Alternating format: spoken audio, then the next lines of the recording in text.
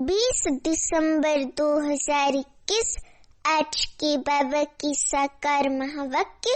बाबा कहते, मीठे बच्चे, तुम जो भी सुनते हो उस पर विचार सागर मंथन करो तो बुद्धि में सारा दिन ये ज्ञान टपकता रहेगा। प्रश्न है, यहाँ का कौन सा हुनर नई दुनिया की स्थापना में काम आएगा? उत्तर है, यहाँ जो साइंस का हुनर है, जिससे एरोप्लेन मकान आदि बनाते हैं, ये संस्कार वहाँ भी साथ ले जाएंगे। यहाँ भल क्या ना ले, लेकिन वहाँ ये हुनर साथ जाएगा। तुम अभी सतयुग से लेकर कलयुग अंत तक की हिस्ट्री ज्योग्राफी जानते हो। तुम्हें पता है कि इन आँखों से जो कुछ पुरानी दुनिया का देखते हैं वह सब अभी खत्म होना है। तो गीत है आज का, तूने रात गवाई सोय के, दिवस गवाया खाय के, तेरा जन्म अमूल्य था, कोड़ी बदले जाए। तूने रात गवाई सोय के, दिवस गवाया खाय के, हीरा जन्म अमूल्य था, कोड़ी बदले जाए। ओम शांति। बाप बैठ बच्चों को समझाते हैं, हूबहू जैसे 5000 वर्ष पहले समझाया था वैसे फिर भी समझा रहे हैं कि पुरानी दुनिया का विनाश और नई दुनिया सतयुग की स्थापना कैसे होती है। अभी है पुरानी दुनिया और नई दुनिया का संगम युग। बाप ने समझाया है, नई दुनिया सतयुग से लेकर अब कलयुग अंत तक क्या क्या हो रहा है। बाप ने समझाया, नई दुनिया सतयुग से लेकर अब कलयुग अंत तक क्या क्या हो रहा है। अभी है क्या क्या सामग्री है, क्या क्या देखते हो, यज्ञ तप दान पुण्य आदि क्या क्या करते हैं। ये जो कुछ देखने में आता है ये कुछ भी रहना नहीं है। अब सतयुग में ये दान पुण्य आदि कुछ भी नहीं रहना है। पुरानी कोई भी चीज रहने वाली नहीं है। जैसे पुराना मकान तोड़ते हैं तो उनमें जो मार्बल की पत्थर आदि अच्छी चीजें होती हैं वे रख देते हैं, बाकी तोड़ फोड़ देते हैं। तुम बच्चे जानते हो ये पुराना जितने भी इस कलयुगी दुनिया की सामग्री है ना, ये सब खत्म होनी है। बाकी ये जो साइंस का हुनर है वे कायम रहेगा। तुम सब जानते हो कि सृष्टि चक्र कैसे फिरता है। सतयुग से कलयुग अंत तक क्या क्या होता है, ये साइंस भी एक विद्या है। ये साइंस भी बाबा की एक विद्या है। इस विद्या से एरोप्लेन बिजली आदि सब कुछ बने हैं। पहले ये नहीं था, अब बना है। दुनिया तो चलती रहती है। भारत है कैसा खंड, अविनाशी खंड, प्रलय तो होती नहीं। ये साइंस जिससे अभी इतना सुख मिलता है अल्पकाल का, वे हुनर भी वहाँ रहता है। सीखी हुई चीजें दूसरे जन्म में भी काम आती हैं। कुछ न कुछ रहता है। यहाँ भी अर्थक्वेक जहाँ होती है तो फिर जल्दी में सारा नया बना देते हैं। बना देते ना नया। वहाँ नई दुनिया में विमान आदि बनाने वाले भी होंगे। सृष्टि तो चलती रहती है। ये बनाने वाले फिर भी आएंगे। बाबा कहते ये बनाने वाले फिर भी आएंगे सतयुग में। अंतमति सुगति। भल उन्हों में ये ज्ञान नहीं है, उनको बाबा का सृष्टि का किस चीज का भी ज्ञान नहीं है, लेकिन वे आएंगे जरूर और आकर नई नई चीजें बनाएंगे। इन्वेंशन करते हैं साइंटिस्ट लोग, तो बाबा कहते भले वो ज्ञान में नहीं आएंगे, ज्ञान नहीं सुना है, पर सत्युग में जरूर आएंगे और आकर नई नई चीजें बनाएंगे। ये ख्यालात अभी तुम्हारी बुद्धि में है। ये सब खत्म हो जाएंगे, जितने भी खंड है ना सब खत्म हो जाएंगे, बाकी सिर्फ भारत खंड ही रहेगा। तुम कौन हो? वॉरियर्स हो, अर्थात योद्धा हो। बाबा ने हमें तो कहा था ना कुछ दिन पहले की मुरली में कि तुम इनकॉग्निटो वॉरियर्स हो, गुप्त योद्धा हो। गुरुवार की मुरली में शायद कहा था, तो बाबा ने आज भी कहा तुम वॉरियर्स हो। तुम वॉरियर्स हो, अपने लिए योग बल से स्वराज्य की स्थापना कर रहे हो।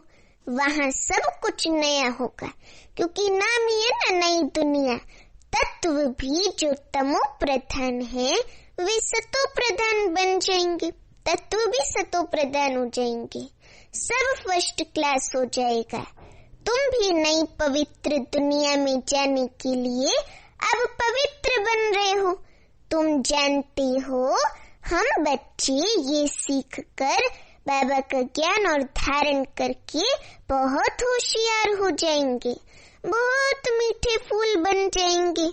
तुम कोई को भी ये बातें सुनाते हो तो वे बहुत खुश होते हैं।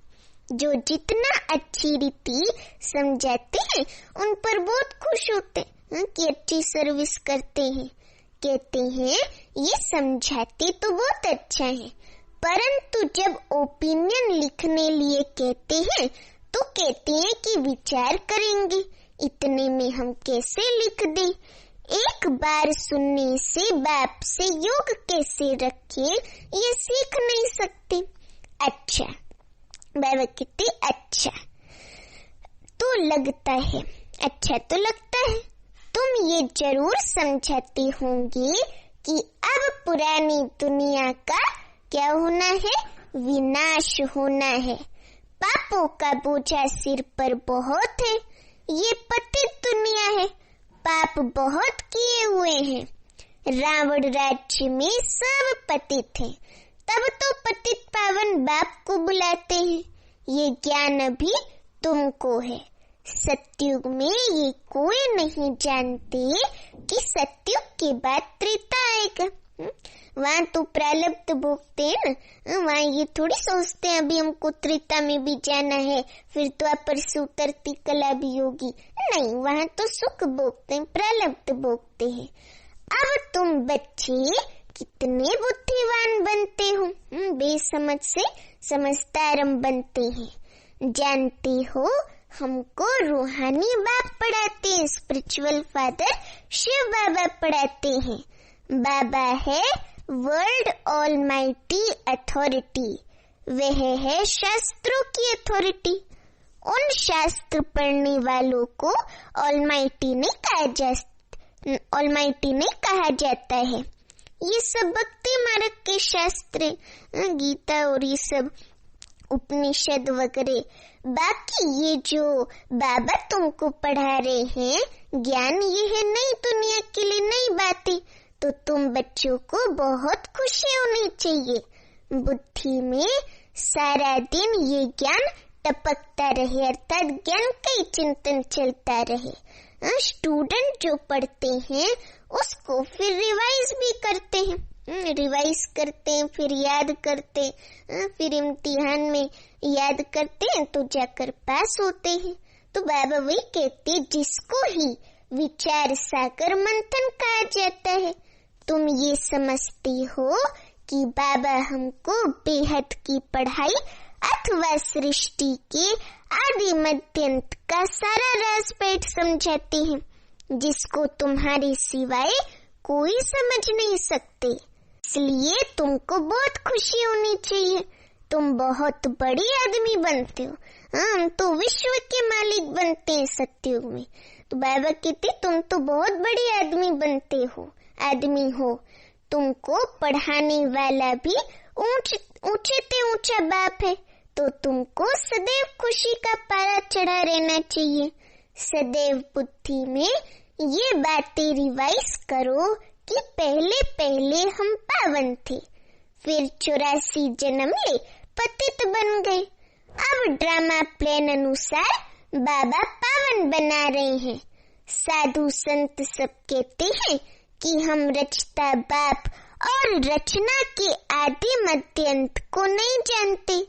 तुम जानते हो क्राइस्ट फिर अपने समय पर आएगा। क्रिश्चियंस का जैसे सारी पृथ्वी पर राज्य था, अब सब अलग अलग हो गए हैं, आपस में लड़ झगड़ रहे हैं। अब कहते हैं एक राज्य, एक भाषा हो, मतभेद ना हो। ये कैसे हो सकता है? बाबा कहते कैसे हो सकते कलयुग की दुनिया में?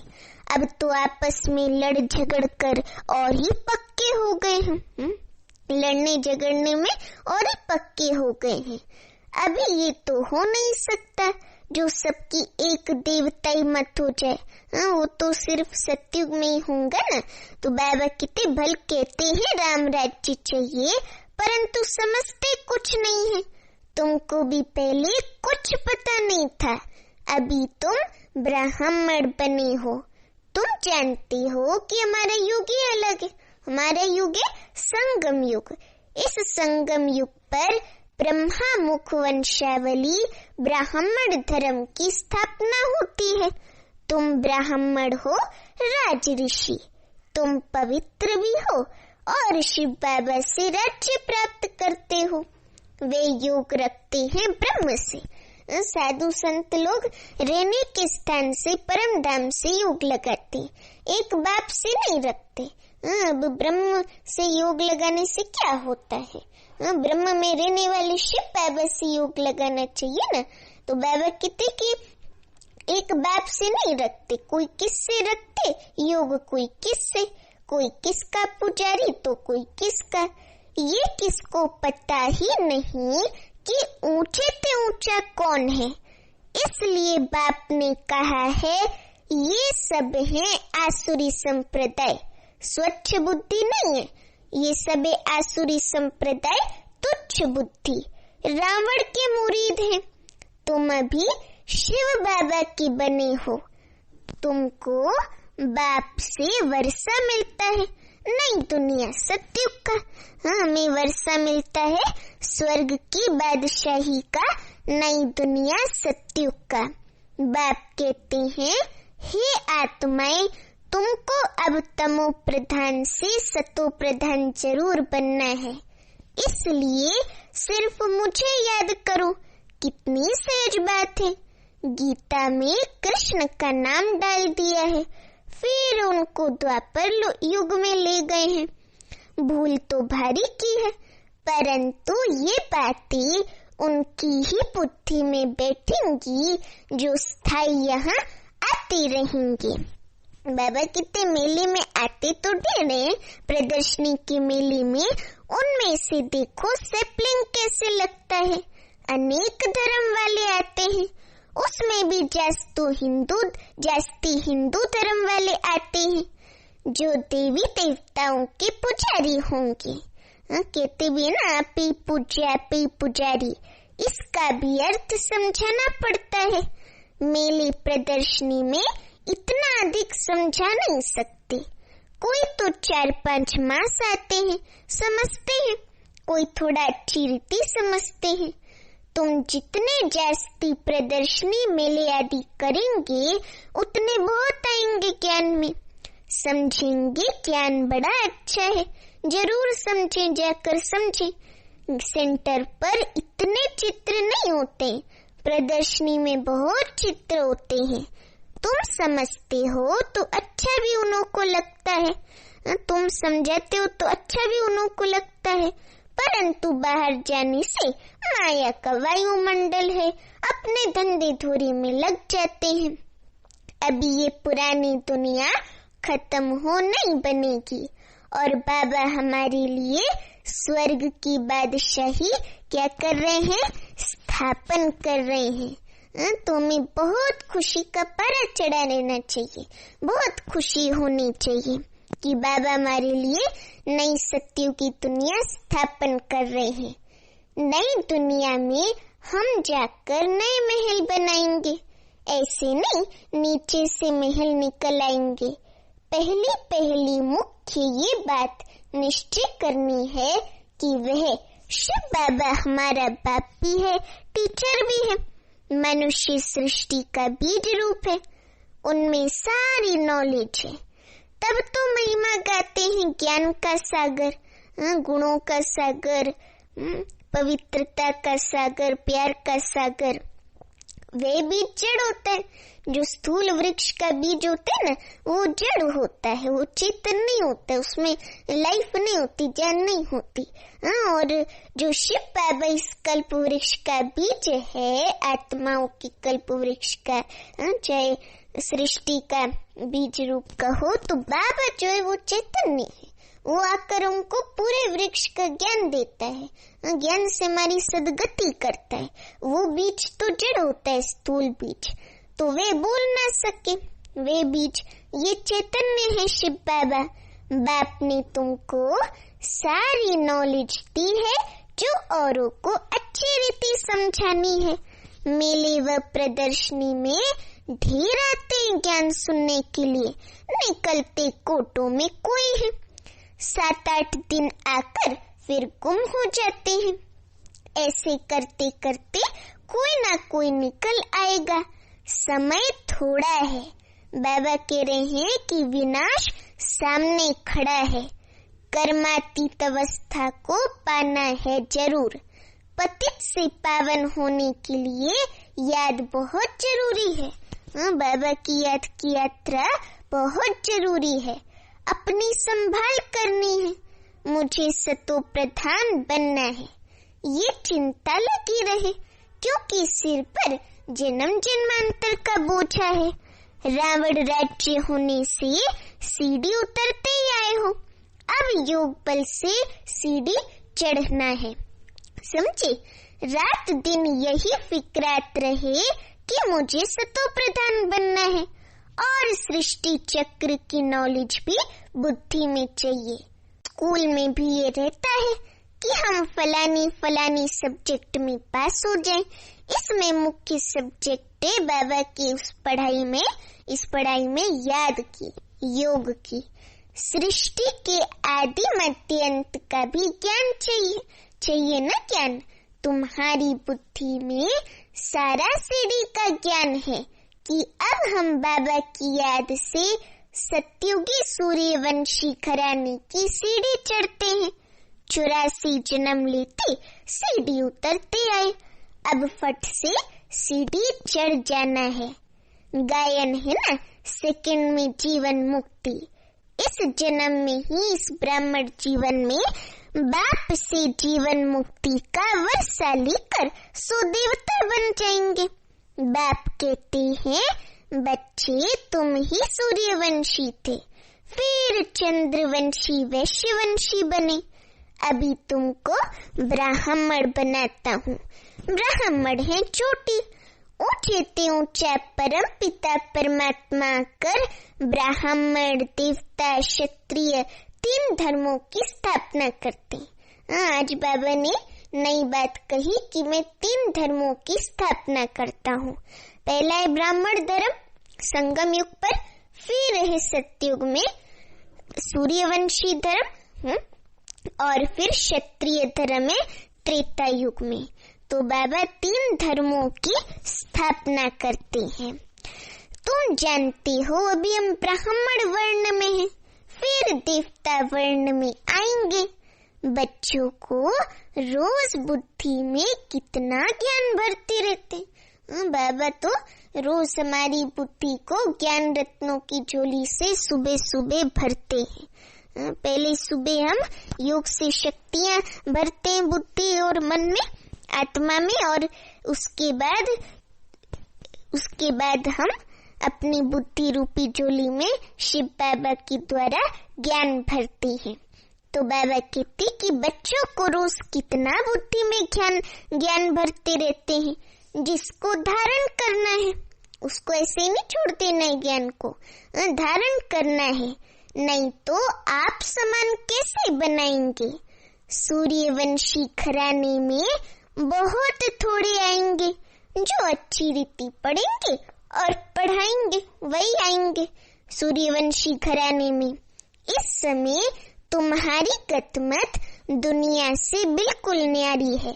जैसे कहते हैं ईश्वर की गतमत न्यारी है, तुम्हारे सिवाय कोई भी बाप से योग लगाते नहीं है। प्रदर्शनी में आते हैं फिर चले जाते हैं। माया जो है वो याद भुला देती, ज्ञान भुला देती है, फिर गुम हो जाते हैं।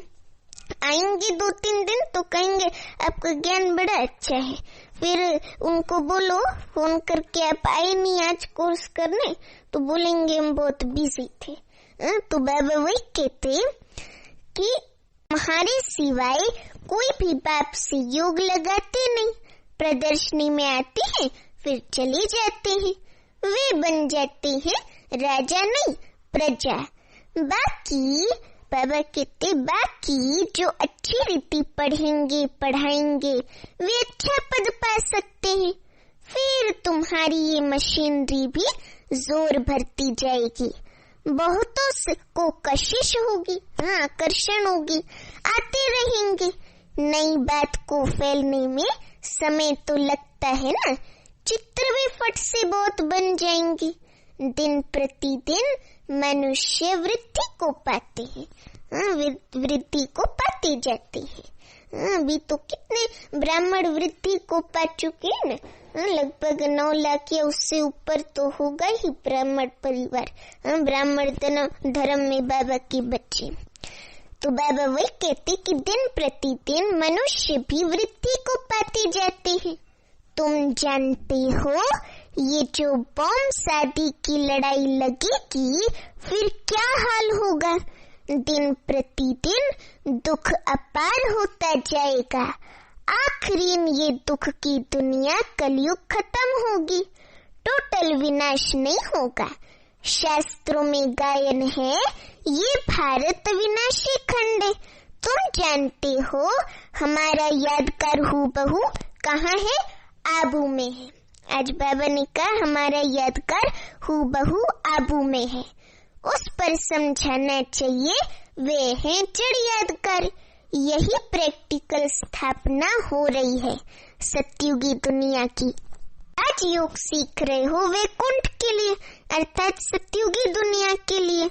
बाबा दिलवाड़ा मंदिर को याद करते, बाबा कहते दिलवाड़ा मंदिर कितना अच्छा बना हुआ है, हम भी यहाँ आकर बैठे हैं, पहले से ही हमारा यादगार बना हुआ है। तुम स्वर्ग की राजाई पाने के लिए यहाँ बैठे हो।